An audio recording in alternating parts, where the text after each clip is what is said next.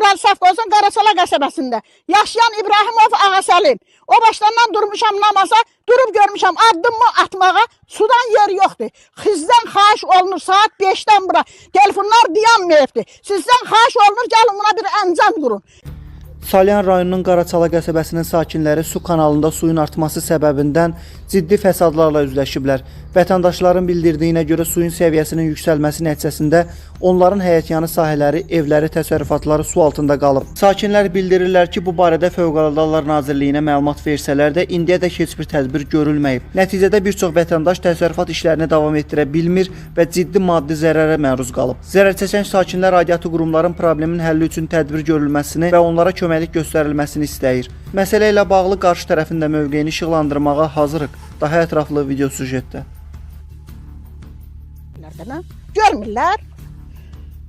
Üzünə qarmalıyıq. 70 yaşında adamın şəkər xəstəsi, ürək xəstəsi. Üzünə qarmalıyıq. Buna bir əncam qurun da.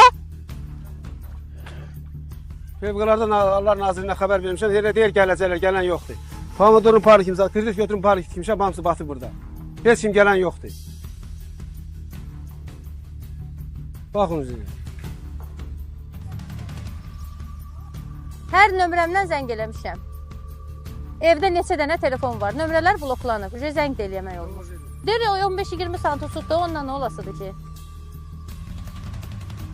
15-20 santı sudur deyirlər. Su dizə qədərdir. Deyir 15-20 santıdır. Heç hara zəng eləyirəm. Heç belə telefonu açan yoxdur. Fövqələdədir ki 112-yə də zəng elədim. Nömrə blokladılar. Yəni sən Allah heç Boşaldı. Şimdi gelsin.